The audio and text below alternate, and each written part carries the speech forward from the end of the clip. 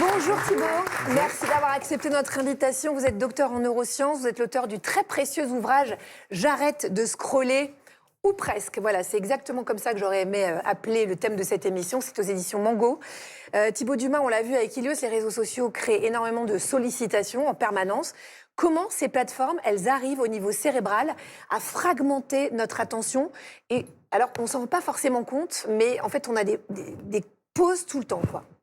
Oui, alors déjà, on appelle ça les réseaux sociaux, mais il faut bien se rappeler que ce sont des machines conçues pour capter notre attention. Des machines très sophistiquées. Donc ça, déjà, il faut l'avoir toujours en tête parce que l'attention, c'est pas infini. C'est quelque chose qui est même très, très limité. C'est-à-dire qu'on a un capital attention En quelque sorte. qui se renouvelle chaque jour ou qui est un capital, comme un capital soleil, quoi? Ouais, qui même est plutôt à l'échelle de la seconde, de la minute. Ouais, c'est ça. Et à chaque fois que nous, on va choisir de donner notre attention à un réseau social, c'est de l'attention qu'on ne va pas donner à nos proches, nos amis, une cause, etc. Donc il faut toujours se demander à qui j'ai envie d'offrir mon attention. Et puis ensuite se rajoutent à ça les interruptions, les notifications qui vont nous extraire de ce qu'on est en train de faire. Et puis être attentif, regarder un film, lire un livre, etc. Ça nous demande de l'effort. Ça demande au cerveau de mobiliser des compétences cognitives pour cette tâche. Et ça, c'est pas anodin. Et en plus de perdre nos capacités de mémoire et de concentration, vous parlez dans votre livre d'un autre effet, c'est l'hyperconnexion. L'hyperconnexion qui nous fait en fait multiplier les tâches. C'est-à-dire qu'on lit un message, on scrolle Instagram, on répond à un mail, tout ça en même temps. J'ai l'image de mon mari en train de regarder un match de basket sur sa tablette, regarder une série avec moi et scroller son Instagram. Je ne dis pas qu'il le fait tout le temps, mais c'est vrai que c'est quelque chose qui m'avait vraiment marqué. Comment notre cerveau arrive à gérer tout ça? Ça doit être une fatigue en fait terrible pour lui. Exactement. Alors, la bonne nouvelle, c'est quand même que notre cerveau est capable de faire plein de choses en même temps. Heureusement, là, on est en train de communiquer, on est en train de discuter. En coulisses, il se passe plein de choses dont on n'a absolument pas conscience, et c'est une bonne chose. Je peux faire, par exemple, du vélo en regardant la route. Je peux chanter sous la douche. Bon, c'est pas forcément une bonne nouvelle, mais mon cerveau me permet de le faire. Mais en ce qui concerne l'attention, c'est-à-dire être vraiment attentif à quelque chose, ça, on ne peut l'être vraiment que sur une seule chose à la fois. Et ça, c'est vraiment important aussi de l'avoir en tête. Alors, on se dit, je vais faire du multitâche, je vais gagner du temps, comme ça, parce qu'on a l'impression de manquer, de ne pas avoir assez de temps. Mais en fait, finalement, ça génère de la fatigue et des erreurs. D'ailleurs, si vous êtes d'accord, Agathe, est-ce que vous voudriez faire une petite expérience avec moi? Je veux bien sûr, je suis votre cobaye, avec Très plaisir, bien. ça me rappelle des souvenirs. Alors, on va faire un test de multitâche, justement. Ok. Donc, vous pouvez le faire aussi dans le public ou chez vous. Je vais vous demander... J'aimerais tellement être la seule au monde à être multitâche et le prouver devant vos yeux ébahis. Allez-y. On va voir ça. Je vais vous demander de compter de 1 à 10 le plus vite possible à haute voix. Oralement, à haute voix. Maintenant, ouais. 1, 2, 3, 4, 5, 6, 7, 8, 9, 10. Très bien. Et maintenant, de réciter les lettres de l'alphabet de A à J le plus vite possible. Ah, ben c'est DEFGHIJ. Super. Maintenant, je vais vous demander de faire les deux à la fois. A1, B2, etc. jusqu'à J10. Ah oui, d'accord. Oh là là. A1, B2, C3, D4, E5, F6. Rajoute le chant, ça vous dérange pas? Si vous voulez. G7, H8. Moi, je ne vais pas vous faire souffrir plus longtemps. Ouais. Vous avez vu, c'est plus dur, c'est plus pénible, c'est source d'erreur. Si on avait fait ça toute la journée, évidemment, au bout d'un moment, c'est de la fatigue. Et en fait, c'est exactement ce qui se passe à chaque fois qu'on va regarder nos messages quand on regarde un film, qu'on va scroller alors qu'on est en conversation. On va mettre notre cerveau dans ce mode-là, qui est un mode où il va perdre de l'énergie et générer de la fatigue. Arnaud, vous avez épluché, vous, le vrai du faux sur notre cerveau et l'usage des réseaux, et vous aviez envie de nous proposer un quiz sur le sujet. Bravo à vous. C'est la happy thérapie.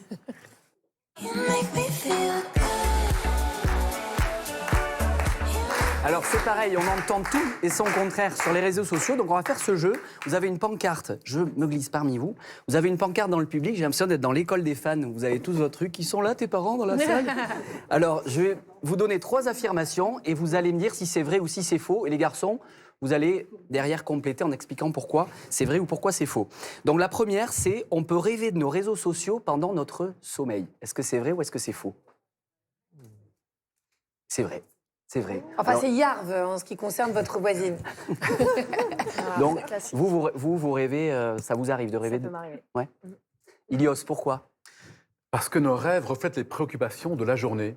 Ce qu'on laisse entrer dans la conscience le jour finit par en ressortir la nuit. Alors il y a une hypothèse de continuité de la journée dans les rêves. Et on s'est intéressé dans la recherche à quel type de rêve sur les réseaux sociaux les personnes faisaient. Et les deux grands types de rêves, c'était ne pas arriver à se loguer sur le réseau social. Et le deuxième, c'était d'être rejeté par les personnes sur les réseaux sociaux. Mais c'est terrible, ça montre que c'est la préoccupation principale de ces personnes-là. Et donc ça affecte grandement la qualité de vie et du sommeil. Et ce qu'on voit aussi, c'est que les cauchemars des réseaux sociaux font le lien entre l'utilisation trop prolongée et les problèmes d'anxiété-dépression. Deuxième affirmation, notre cerveau peut percevoir des notifications qui n'existent pas, des ding, ding, ding. Est-ce que c'est vrai ou est-ce que c'est faux? Est-ce que c'est flippant ou est-ce que J'entends c'est un pas vrai flippant derrière. surtout? Vous, est-ce que... C'est sûr. Ouais, ça a l'air d'être vrai, hein, Thibaut? Alors oui, c'est vrai, ça existe, c'est ce qu'on appelle les vibrations fantômes. Alors on peut l'avoir à force de garder par exemple son téléphone dans sa poche, mais on va avoir le sentiment que le téléphone vibre alors qu'il n'est pas là. Est-ce qu'on ne serait pas dans une énorme tristesse là de Alors ça n'arrive pas à tout le monde, heureusement, mais c'est quand même assez courant finalement. C'est chaud, c'est assez chaud quand même.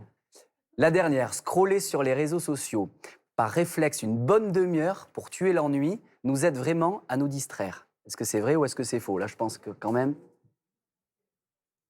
j'entends pas mal de faux. Faux majorité quand même. Thibaut, pourquoi est-ce que ça semble être faux?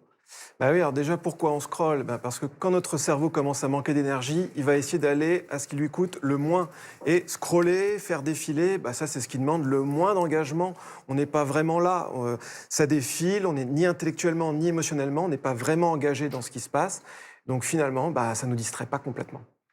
Merci. Merci beaucoup Arnaud.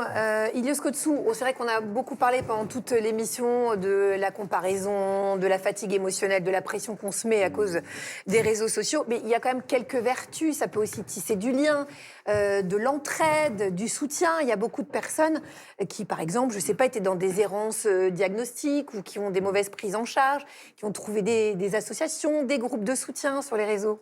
Alors c'est vrai, c'est vraiment les deux cas que vous pointez. C'est dans les cas de groupes d'entraide de santé mentale ou dans le cas, par exemple, de catastrophes naturelles où les réseaux sociaux sont tellement utiles pour organiser l'entraide. Mais il ne faut jamais oublier que si des réseaux sociaux vont agrandir notre réseau, ils ne vont pas l'approfondir. Et Robin Dunbar, qui est un anthropologue, alors il est très célèbre pour ça, avec son numéro de Dunbar, il a montré qu'on ne peut pas avoir plus que 150 réelles relations sociales. Alors ça se discute, certains disent 90, d'autres disent 200, mais c'est pas possible d'en avoir beaucoup C'est-à-dire des plus. relations profondes Et même pas 150 relations profondes, Oui. mais simplement d'avoir des relations qu'on suit un petit peu. Il suffit de calculer, vous imaginez que si vous voulez voir une personne simplement une fois par semaine, et il y a une trentaine de semaines disponibles, mais imaginez combien de personnes vous pouvez voir sur l'année. Je crois qu'on est au tout à fait complet. Donc impossible. moi, j'ai toutes mes relations sociales qui sont ici. J'abandonne ma famille. Et ce qu'on voit aussi, c'est qu'on peut avoir beaucoup de connexions sociales et pourtant sentir un très grand sentiment de solitude. John Cacioppo, qui est le spécialiste de la solitude, montre que le fait d'aller sur les réseaux trop, surtout quand on n'est pas actif, c'est-à-dire qu'on ne rentre pas en relation, on est un consommateur, une consommatrice passive, risque d'augmenter le sentiment de solitude et la détresse. C'est Donc ça. les réseaux sociaux, oui, quand ils nous aident à rentrer davantage en relation, à soutenir des liens avec des gens qui sont loin. Non, si ça remplace une relation réelle où on peut voir la personne, la toucher, être vraiment dans un lien réel. Oui, c'est ça quand même. Ça remplace pas l'échange en tête à tête. Heureusement. Heureusement, Ouais. oui.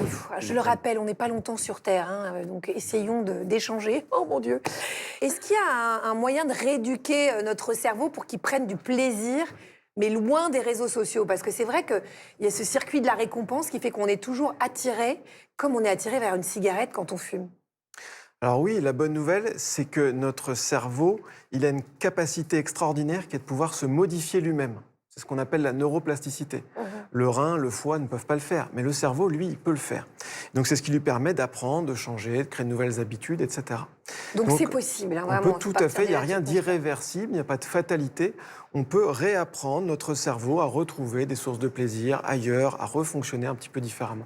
Et ça passe par plein de gestes du quotidien. Ça a été évoqué tout à l'heure, d'essayer de trouver un peu plus de friction, retarder l'utilisation du téléphone, mettre en place du contrôle. En fait, l'objectif, c'est reprendre le contrôle sur l'utilisation de son téléphone. Donc ça peut être quoi? Retarder, par exemple. J'ai le réflexe de le prendre, je me dis, je le prendrai dans 2 minutes. C'est retarder le moment où on le prend. C'est ça. C'est de se dire, je l'utilise parce que c'est moi qui ai décidé de le faire. quel est mon objectif, quelle est mon intention, qu'est-ce que je cherche à obtenir de cet usage. Est-ce que c'est pour me divertir, est-ce que c'est pour apprendre quelque chose, est-ce que c'est pour regarder les photos de mes amis en vacances, etc. Et donc, je décide de ça, et ensuite, je décide d'une durée. Bah, peut-être, je vais être 10, 20, 30 minutes, comme je veux. Et après, eh bien, je fais autre chose. C'est une véritable activité, en fait. Il y a un petit truc tout simple et amusant. Quand le téléphone sonne, ne pas se jeter dessus et se dire, je laisse 3 sonneries, je vais respirer et me détendre pendant 3 sonneries. Rien que déjà faire ça, ça évite ce geste automatique où on se jette dessus. Oui, mais vous êtes le Dalai Lama. Donc évidemment, nous, on n'en est pas là. 4 sonneries si j'étais le Dalai Lama. Alors. Oui, c'est vrai. Ouais, mais moi, déjà, une, je suis comme ça.